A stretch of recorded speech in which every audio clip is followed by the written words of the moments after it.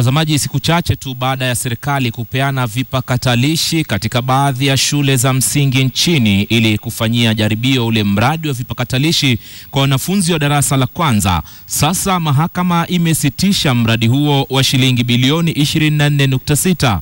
Kulingana na majaji watatu, zabuni ya kuagiza tarakilishi hizo imefutiliwa mbali kufuatia tetesi za hali ya mapendeleo. Hii hapa taarifa kamili. Wakati shule ya msingi ya Mushungusha katika kaunti ya Murang'a popokea vipakatalishi 25 kwa wanafunzi wa darasa la kwanza, ilikuwa dhahiri kuwa mkoko umealika maua kwa mradi huo wa vipakatalishi ulioahidiwa na serikali ya Jubilee.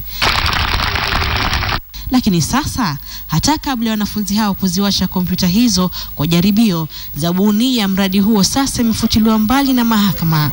Majaji watatu wamefutilia mbali kandarasi hiyo ya shilingi bilioni 24.6 iliyopewa kampuni ya Olive Communications kusambaza vipakatalishi hivyo milioni 1.3 kwa shule za msingi kote nchini. Kulingana na majaji hao, hatua hiyo ni kuhakikisha usawa katika utoaji wa zabuni kubwa kama hiyo. Tendering process which was conducted by the first interested party hearing ought to be and is hereby annulled, and the tendering process is set aside in its entirety. The first interested party, if minded to undertake a similar project, should do so de novo in accordance with the Act and regulations.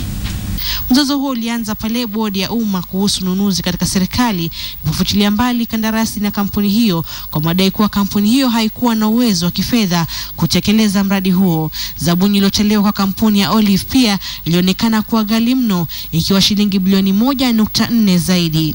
Jambo linalazimu kampuni hiyo kutafuta ushauri wa mahakama. Nullification and setting aside of the award made to the expired applicant, and on certain nullification of setting aside a retendering or re-evaluation of the tender. Sasa ni kana kwamba mradi huo wa vipakatalishi huenda ukachukua muda zaidi, kulingana na uamuzi wa mahakama inayotaka utaratibu wake sasa ufuatwe upya. Agnes Penda, KTN leo.